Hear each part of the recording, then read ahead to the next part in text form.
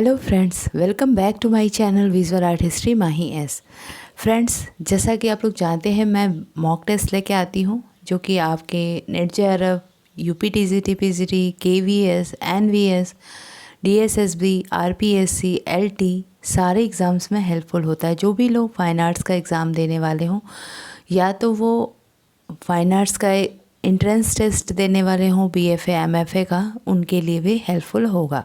किसी भी तरीके से रिलेटेड अगर फाइन आर्ट्स से कोई भी एग्ज़ाम है तो उसमें हेल्पफुल होगा। अनडाउटली आप किसी के भी सिलेबस में जाके देखेंगे यही सारी चीज़ें होंगी। अलग बात है टीजीटी में वेस्टर्न नहीं आता, बट पीजीटी वाले लेवल में वेस्टर्न आता है। तो ये वेस्टर्न का मैंने अभी कई मॉक टेस्ट मैंने कराया है, जिसमें फ्रांस तथा स्पेन की शैल शिल्प, मिस्र की कला, उसके बाद मेसोपोटामिया की कला, फिर क्रीट और माइसिन की कला, उसके बाद अभी शास्त्रीय युग जिसमें यूनान की कला का स्वरूप, ग्रीक कला का रोम तथा रोम, यूनानी सभ्यता, इतिहास, यूनान कला विभिन्न युगों में, इस तरीके से कई क्वेश्चंस मैं लेके आई हूँ इस वाले चैप्टर में, जिसमें यूनान से लेके शास्त्रीय कला, क्रीट से लेके शास्त्रीय कला तक के कुछ क्वेश्चंस हैं।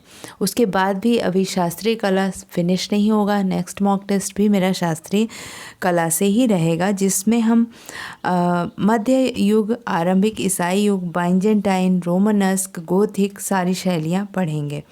तो फ्रेंड्स, मेरे वीडियो से जुड़े रहेंगे तो आपको काफ़ी हेल्प होगी।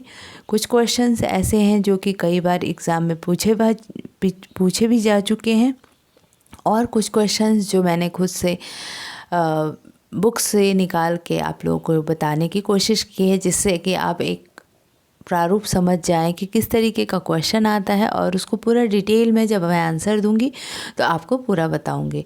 तो फ्रेंड्स, मॉक टेस्ट स्टार्ट करते हैं। आप पेपर पेन लेके बैठिए और उसके बाद स्टार्ट करिए। मॉक टेस्ट खुद से दीजिए, उसके बाद चेक करिए, जब मैं आंसर दूं तो आप चेक करिए कि कितने क्वेश्चन आपके सही होते हैं। क्योंकि ये वाले जो मॉक टेस्ट हैं, पिछला जो मैंने कलाकारों का बताया था वो तो बहुत ही इजी था, लोगों के 15, 17, 18 ये ऐसे आए थे, पर ये वाला मॉक टेस्ट थोड़ा टफ होगा क्योंकि ये एंशिएंट से है, वो भी वेस्टर्न का। ठीक है फ्रेंड्स, स्टार्ट करते हैं। फर्स्ट क्वेश्चन, इलियड नामक प्राचीन महाकाव्य किसके द्वारा रचित है?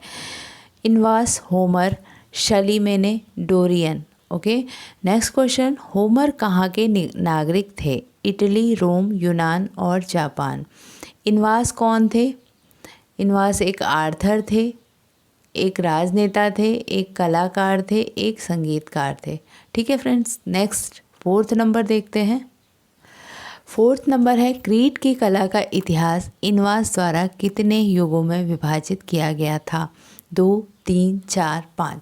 जब मैं आंसर दूंगी तो आपको सारा डिटेल दूंगी कि किस सन में विभाजित किया गया था। ठीक है, तो फिफ्थ है, शास्त्रीय कला के अंतर्गत कौन कौन सी शैलियाँ आती हैं? यूनानी, हेलेनिस्टिक, इट्रक्शन, रोमन या ये सभी?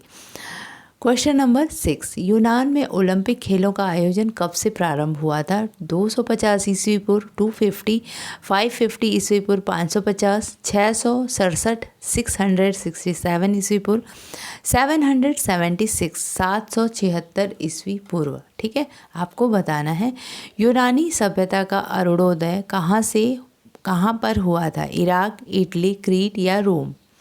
क्वेश्चन नंबर 8, पश्चिमी सभ्यता की कला के स्रोत क्या थे? वहाँ के भवन, यूनान तथा बाइबल, रोम की कला तथा पात्रों पर कलाकृतियाँ। ओके, नेक्स्ट क्वेश्चन है 9, यूनानी सभ्यता कब से कब तक विस्तृत रही? 3री शताब्दी ईस्वी पूर्व से 14वीं ईस्वी पूर्व तक। ये आप याद रखिएगा कि ये सारा जो है ईसाई कला तक जितने भी कला आएंगे, शास्त्रीय कला, यूनानी कला, रोम की कला, ये सारे ईस्वी पूर्व में होंगे। क्योंकि जब ईसा पूर्व कहते हैं ना, तो ईसाई कला जब आएगी तब आपका वो ईस्वी में कन्वर्ट होगा। जब बैक सेंचुरी समाप्त हो जाएगी तब हम सेंचुरी की बात करेंगे। ठीक है, तो अभी जितने भी क्वेश्चन आएंगे वो ईस्वी पूर्व में ही होंगे। ठीक है, यूनानी सभ्यता कब से कब तक विस्तृत रही? 3री शताब्दी से 1400 ईस्वी पूर्व, मीन्स ये हो गया आपका 2री शताब्दी हो जाएगा। 2री शताब्दी से 1000 ईस्वी पूर्व तक केवल ए या ए तथा बी दोनों। ठीक है। नेक्स्ट क्वेश्चन 10, यूनान की कला का महत्वपूर्ण युग आरंभिक युग का समय क्या था? महत्वपूर्ण युग, आरंभिक युग जो था यूनान की कला का सबसे महत्वपूर्ण युग माना जाता है, उसका समय यहाँ पे पूछ रहा है। 1200 से 350 ईस्वी पूर्व, 1500 से 480 ईस्वी पूर्व, 1500 से 250 ईस्वी पूर्व, 1600 से 470 ईस्वी पूर्व। ठीक है। क्वेश्चन नंबर 11, शास्त्रीय कला का समय कब से कब तक था? इसमें समय को मैंने काफ़ी लिया है कि आप एक बार समय को अच्छे से जानते रहें, तो आगे जब हम चीज़ों को पढ़ेंगे तो आपको क्लियर होता जाएगा। इसके साथ डिटेल में जब आपको बताऊंगी तो उसमें मैं उसके कलाकृतियों भी बताती जाऊंगी कि उस समय कैसी कलाकृतियाँ होती थी। शास्त्रीय कला का समय कब से कब तक रहा? 480 से 450, 450 से 420, 420 से 400 या 400 से 350। ठीक है। 480 टू 450, 450 टू 420, 420 टू 400, 400 टू 350 ईस्वी पूर्व। क्वेश्चन नंबर 12, हेलेनिस्टिक युग का समय कब से कब तक रहा? 320 टू 250, 300 से 250, 200 से 150, 200 टू 150, 100 टू 50, 100 से 50 ईस्वी पूर्व तक, 323 से 31 ईस्वी पूर्व तक, 323 टू 331, सॉरी,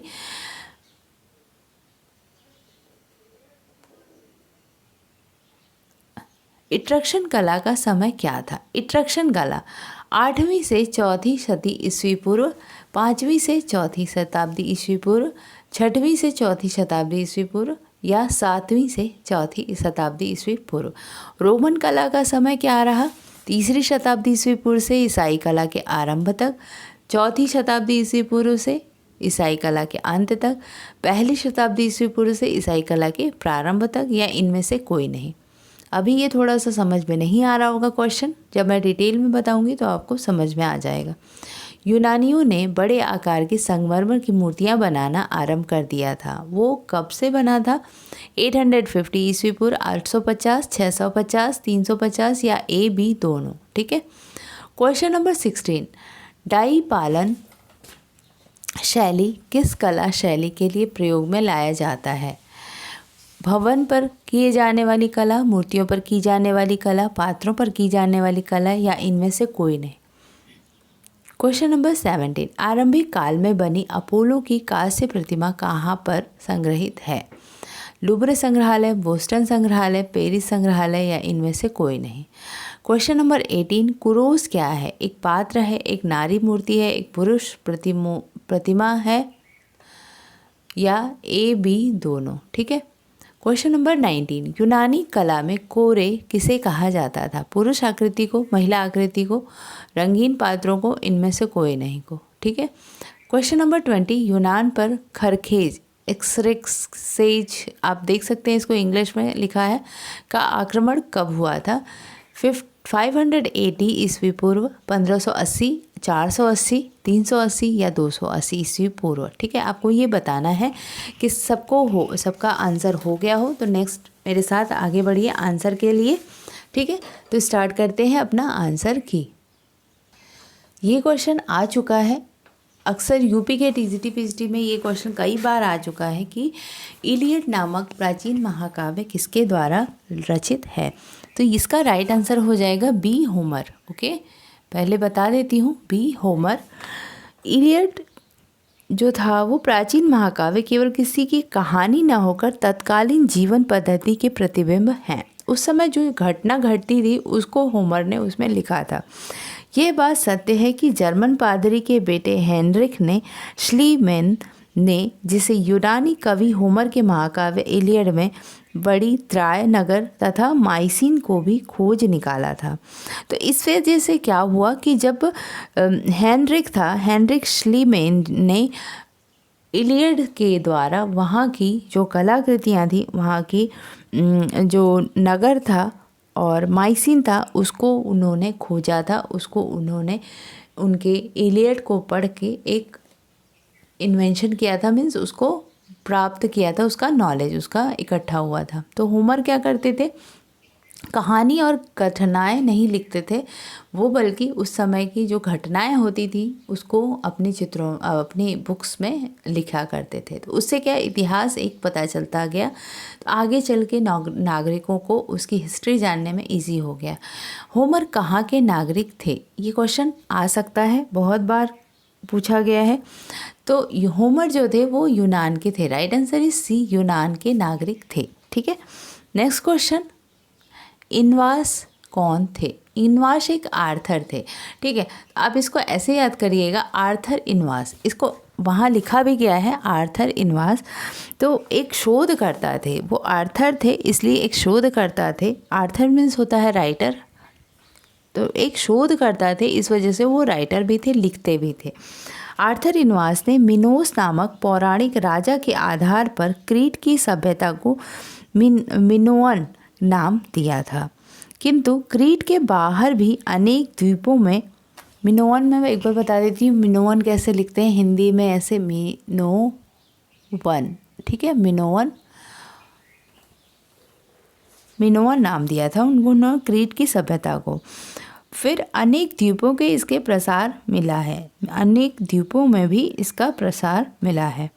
अतः यह नामकरण सही नहीं है। यूनान की मुख्य भूमि के आधार पर इसे हेलेडिक भी कहा गया, किंतु माइसीनियम नाम ही अधिक उपयुक्त हुआ था। ठीक है, तो कई नाम जैसे दिए जाते हैं वहाँ की सभ्यता को, तो लास्ट में माइसीनियम नाम से आप कई चीज़ें सुने होंगे, वो ज़्यादा सटीक रहा। ठीक है, क्वेश्चन नंबर 4, क्रीट की कला का इतिहास इनवास द्वारा कितने युगों में विभाजित किया गया था? इनवास जो थे शोधकर्ता, उन्होंने क्रीट की कला को 3 भागों में बांटा। राइट आंसर इज बी, 3 भागों में बांटा।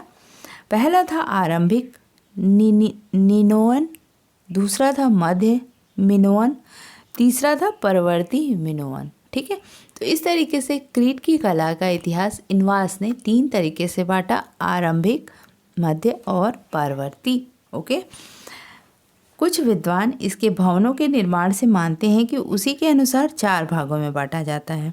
तो भवनों के अनुसार कई विद्वानों ने अलग तरीके से बांटा इसकी कला को, क्रीट की कला को, पर इनवास ने 3 तरीके से बांटा। और भवनों की जो निर्माण के अनुसार बांटा गया उसको प्रासाद पूर्व का युग, प्रासाद निर्माण का प्रथम युग, प्रासाद निर्माण का द्वितीय युग या परवर्ती युग ऐसे कहा गया। जैसे भवन बने उस समय, तो भवनों का निर्माण जब नहीं हुआ था उस समय का युग, फिर भवन निर्माण का पहला युग, भवन निर्माण का मध्य युग, द्वितीय युग या तीसरा था परवर्ती युग। तो 12वीं शती ईस्वी पूर्व में डोरियन आक्रमण का परिणाम भी माना जाता है। इस आक्रमण में माइसीनियन शासन को समाप्त कर दिया था। इस तरीके से नेक्स्ट क्वेश्चन होता है, शास्त्रीय कला के अंतर्गत कौन सी शैलियाँ आती हैं? शास्त्रीय कला आपने सुना होगा, वेस्टर्न आर्ट में शास्त्रीय कला बहुत ही महत्वपूर्ण था। उसके अंतर्गत कौन कौन सी शैलियाँ आती हैं? तो जगहों के नाम से शैलियाँ को बनाया गया था, शैलियों को विभाजित किया गया था। तो यूनान, हेलेनिस्टिक, इट्रक्शन और रोमन, ये सभी हैं। ठीक है, तो राइट आंसर इसका डी हो जाएगा, क्योंकि शास्त्रीय कला के अंतर्गत यूनानी, हेलेनिस्टिक और इट्रक्शन, रोमन, ये चारों कलाकृति, चारों शैलियाँ आती हैं। जैसे यहाँ पे पहाड़ी, मुगल, कांगड़ा, बसोहली, ये सारे हैं। वैसे ही जैसे आपने सुना पहाड़ी में बूंदी, कांगड़ा, बसोहली, ये सारे जैसे एक पहाड़ी में आ गया, वैसे शास्त्रीय कला के अंतर्गत यूनानी, हेलेनिस्टिक, इट्रक्शन, रोमन। तो जैसे यहाँ पे जगहों के नाम पे, जैसे कांगड़ा में कांगड़ा की कला होती थी तो कांगड़ा रख दिया गया, बूंदी रख दिया गया। इस तरीके से यूनानी, हेलेनिस्टिक, इट्रक्शन और रोमन, इन जगहों पे जो कलाकृतियाँ होती थी उनको अलग अलग नाम से, उनके वहीं के नाम के स्थान के नाम से शैलियों के नाम रख दिए गए। तो शास्त्रीय कला के अंतर्गत ये चारों स्थानों की कलाएं आती हैं। ठीक है, नेक्स्ट क्वेश्चन 6 है, यूनान में ओलंपिक खेलों का आयोजन कब से प्रारंभ हुआ? ये तो सारे हर एग्ज़ाम में ये क्वेश्चन आता है। तो ओलंपिक खेलों का आयोजन हुआ था 776। आप याद कर लीजिएगा, 1 लगातार, 2 है 7 7 और 6। ये बहुत ही इजी हो जाएगा याद करने के लिए, ईस्वी पूर्व आप याद कर लीजिएगा। ये बचपन में भी हम लोग के बुक्स में ये क्वेश्चन रहते हैं, तो ये क्वेश्चन तो आई फील कि सबके पास सबको पता होगा ये वाला क्वेश्चन, पर जिसे नहीं पता उसको अच्छे से लर्न कर लीजिए, ठीक है, और रिकॉल भी कर लीजिए। 776 ईस्वी पूर्व। ओके। प्रत्येक चौथे वर्ष आयोजित होने वाले इन खेलों ने यूनान के समस्त निवासियों को एक सूत्र में बांधने का प्रयास किया था। यूनान तभी से फेमस भी हुआ जब यहाँ पे ओलंपिक खेल स्टार्ट हुए थे। यूनानी सभ्यता का अरुणोदय कहाँ पर हुआ था? जो सभ्यता थी वो सबसे स्टार्टिंग में अरुणोदय जो हुआ था वो क्रीट में हुआ था। Right answer is C, Crete. Okay, Crete में हुआ था। नेक्स्ट क्वेश्चन, पश्चिमी सभ्यता एवं कला के स्रोत क्या थे?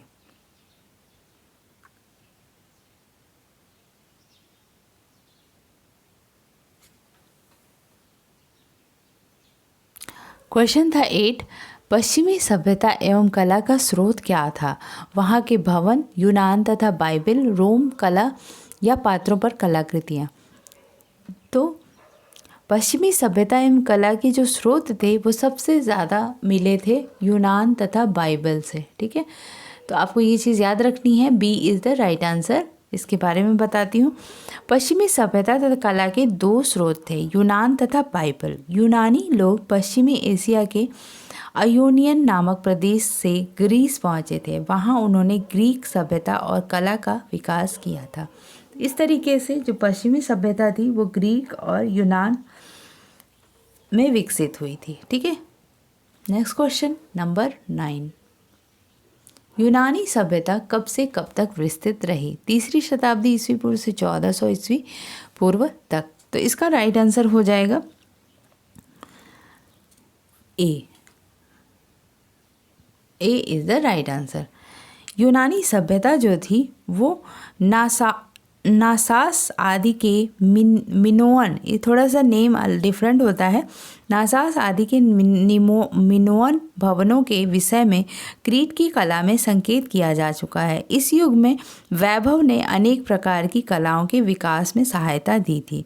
वर्ण में अलंकारिक चित्रण, सजीव तथा प्राकृतिक मूर्तिकला तथा धातु की उत्कृष्टता इसके उदाहरण हैं। यूनानी सभ्यता के उदाहरण, धातु की कला भी स्टार्ट हो गई थी उस समय। यूनानी कला का महत्वपूर्ण युग, आरंभिक युग का समय क्या था? यूनानी कला का महत्वपूर्ण युग जो था उसमें आरंभिक कला को जो 3 भागों में बांटा गया था उसका समय क्या था? तो वो था 1500 से 480, ठीक है। राइट आंसर इसका बी हो जाएगा, 1500 ईस्वी पूर्व टू 480 ईस्वी पूर्व। क्वेश्चन नंबर 11, शास्त्रीय कला का समय क्या था? शास्त्रीय कला का समय हम देखते हैं 480 टू 450।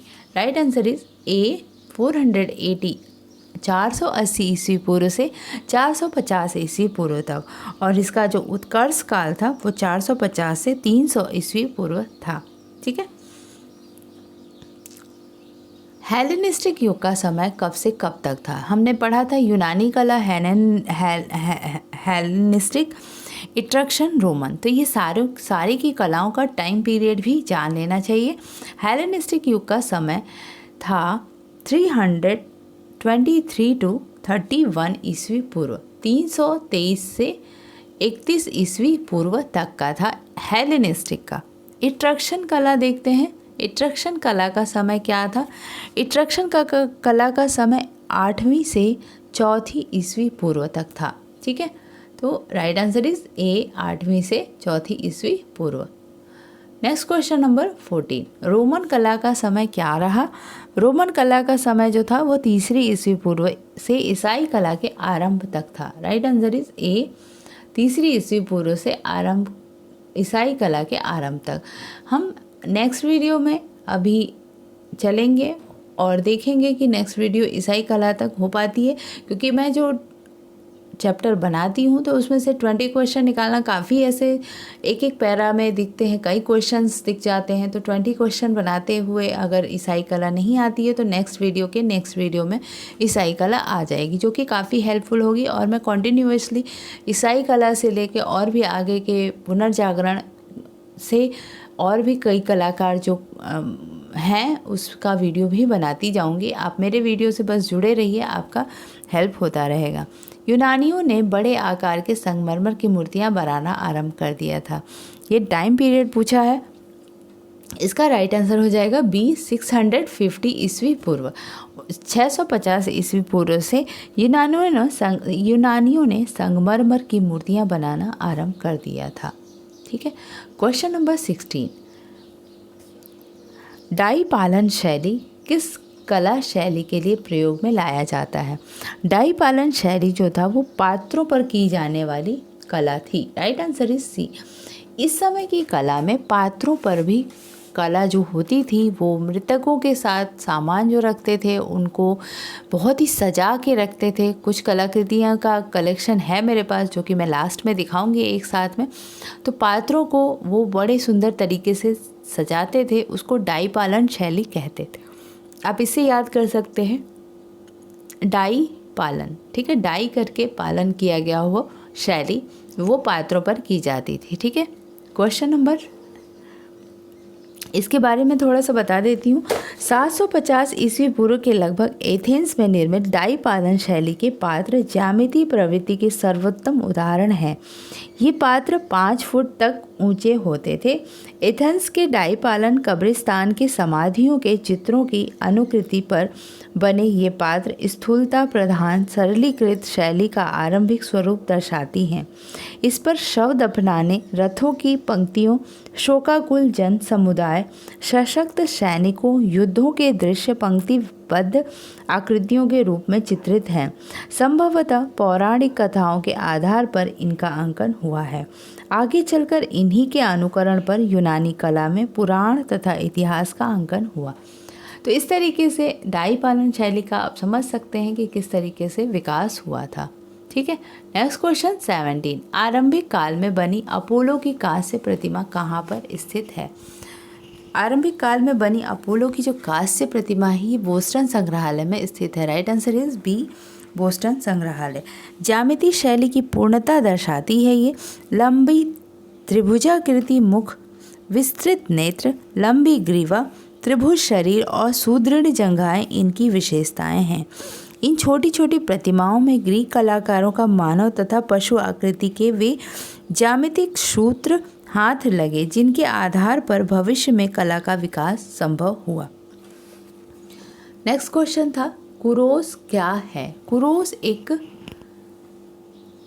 पुरुष प्रतिमा का नाम है। एक जैसे आप समझ सकते हैं कि माइकल एंजेलो का डेविड है, उसी तरीके से कुरोस एक पुरुष प्रतिमा थी जो कि यूनान की कला में 7वीं शताब्दी ईस्वी पूर्व में मानव प्रतिमा ज्यामितीय रूढ़ियों से मुक्त हो गई थी। इस समय कुरोस की पुरुष प्रतिमा पूर्ण सम्मुख मुद्रा में है। उसका बायां पैर कुछ आगे बढ़ा हुआ है और मुट्ठी बांधे हाथ दोनों ओर जंघाओं को स्पर्श कर रहे हैं। शक्ति और सरलता इसकी विशेषता है और इसे यूनानी मानव प्रतिमा का प्रथम आदर्श रूप माना जा सकता है। नेत्रों की विशालता, मांसलता, अनावृत शरीर के सौंदर्य का आकर्षण एवं अंग प्रत्यंग का स्पष्ट विभाजन, सुविभक्तता आदि इसकी अन्य विशेषताएं हैं। इस आकृति की भव्यता, विशालता एवं अनुपातिकता संपूर्ण यूनानी प्रतिमा कला के इतिहास की सभी उत्तम आकृतियों में प्राप्त है। ठीक है। तो कुरोस इसी वजह से फेमस था क्योंकि ये इसका डिटेल में मैंने बताया। तो किस वजह से फेमस था आप समझ चुके होंगे। यूनानी कला में कोरे किसे कहा जाता है? यूनानी कला में जो कोरे है वो एक वस्त्राच्छादित युवती की आकृति है। ठीक है, महिला आकृति है, वस्त्राच्छादित, वस्त्र पहने हुए महिला की आकृति को कोरे कहा गया है। ठीक है। यूनानी कला में कुरोस की तरह ही कोरे अर्थात वस्त्राच्छादित युवती की आकृति से ही यूनानी नारी प्रतिमाएं विकसित हुई थी। तो आप समझ सकते हैं कुरोस और कोरे दो तरह की प्रतिमाएं हैं। पहले पुरुष प्रतिमा कुरोस, और कोरे जो है वो महिला प्रतिमा जो कि वस्त्राच्छादित वस्त्रों से पहने हुए बनाया गया है। यूनान पर खरखेज का आक्रमण कब हुआ था? ठीक है, यूनान पर जो खरखेज का आक्रमण था वो हुआ था 480 ईस्वी पूर्व में। राइट आंसर इज बी 480 ईस्वी पूर्व। 480 ईस्वी पूर्व में यूनान पर खरखेज का आक्रमण हुआ था। पारसी आक्रांताओं ने समस्त कलाकृतियों को नष्ट कर डाला। जब एथेंस उनके चंगुल से मुक्त हुआ तो नवीन भवन आदि प्रतिमाओं, स्तंभों आदि को भवनों के नींव भरने में प्रयोग कर लिया गया। 650 ईस्वी पूर्व के लगभग यूनानियों ने बड़े आकार के संगमरमर की मूर्तियां बनाना आरंभ कर दिया था। जैसे मैंने लास्ट में क्वेश्चन एक पूछा था कि संगमरमर की मूर्तियां बनाना कब आरंभ हो गया था, तो 650 ईस्वी पूर्व के लगभग। 490 से 480 490 टू 480 ईस्वी के मध्य हुए आक्रमणों के कारण इस समय की वास्तु तथा मूर्तिकला खंडित स्तंभों तथा भग्न मूर्तियों के रूप में ही उपलब्ध हो पाती हैं। आर्टेमीज का मंदिर, एक मंदिर है एथेंस में आर्टेमीज का मंदिर जो कि 590 ईस्वी में बनाया गया। अपोलो मंदिर के शीर्षग्र जो कि पेंडीमेट्स एथेंस 510 ईस्वी पूर्व से 500 ईस्वी पूर्व में बनाए गए, इनके प्रमुख हैं। ठीक है, उत्खनन में ये उसी अवस्था में मिले हैं, अर्थात तत्कालीन मूर्तिकला का पर्याप्त परिचय इनसे मिल जाता है। उस समय एक खरखेज का आक्रमण इसीलिए ज़्यादा इम्पॉर्टेंट है क्योंकि खरखेज जब आक्रमण किया था तो सारे मंदिर और सारे मूर्तियों को उसने ध्वस्त कर दिया, और जब भवनों का निर्माण करने लगा तो उसकी नींव भरने में इसको यूज़ करने लगा। तो इस वजह से खरखेज का यूनान पे जो आक्रमण था ये बहुत ही यादगार पल होता है। इस समय तक कांसे की पोलदार प्रतिमाएं ढालने की विधि ज्ञात की जा चुकी थी। तो आप समझ सकते हो कि उस समय की कला कितनी आगे बढ़ चुकी थी। यूनान की कला जब कि संगमरमर की मूर्तियां बनना आरंभ हो गई थी 650 में, उस समय कांसे की मूर्तियां भी बनना आरंभ हो गई थी। पर उस समय जब प्रतिमाएं बनाई जाती थी तो उसके अंदर जो मिट्टी का ना बना के कुछ कड़ी चीज़ों से बनाया जाता था। हल्की तथा भारी कपड़ों की सिकुड़नों को भी वो दिखाना स्टार्ट कर चुके थे। विभिन्न प्रभाव दिखने लगे थे। उसमें समय की मूर्तिकारों ने कुशलता प्राप्त करना आरंभ कर दिया था। उस समय के मूर्तिकार जो थे उनके हाथ में कुशलता आने लगी थी मूर्तियों को लेके। अश्वारोही आदि की प्रतिमाएं भी बनाने लगे थे, मीन्स मूवमेंट भी दिखा रहे थे। वो अश्वारोही अगर दिखा रहा है तो उसके पैरों, जो अश्व है उसके पैरों के मूवमेंट भी दिखाएंगे। तो इस तरीके से यूनान की कला के बारे में हम समझ सकते हैं कितनी डेवलप हो चुकी थी। लेटी तथा बैठी हुई स्थिति में छोटी बड़ी कांसे की मूर्तियां भी बनना स्टार्ट हो चुके थे। ठीक है, तो ये हो गए हमारे 20 क्वेश्चंस जो कि यूनानी कला से रिलेटेड थे। ठीक है फ्रेंड, तो आपको ये वीडियो कैसी लगी? अगर अच्छी लगे तो नेक्स्ट वीडियो मैं और भी लेके आऊँगी। तब तक के लिए बाय बाय। अच्छी लगी तो लाइक करिए, शेयर करिए और सब्सक्राइब करिए, और अपने आंसर ज़रूर मेरे को कमेंट करके बताइए कि आपके कितने आंसर सही होते हैं। आपको पूरी तरह से ये चीज़ें समझ में आ गई। यूनान की कला के बारे में एक मैंने ब्रीफ इंट्रोडक्शन दे दिया, आपको काफ़ी हद तक ये चीज़ें समझ में आ गई होंगी मेरे ख्याल से। आपको अगर आई हो तो प्लीज़ मुझे बताइए कि हाँ ये समझ में आ रहा है, ऐसे ही मैं कंटिन्यू करूं। ठीक है, तो तब तक के लिए नेक्स्ट वीडियो तक के लिए बाय बाय।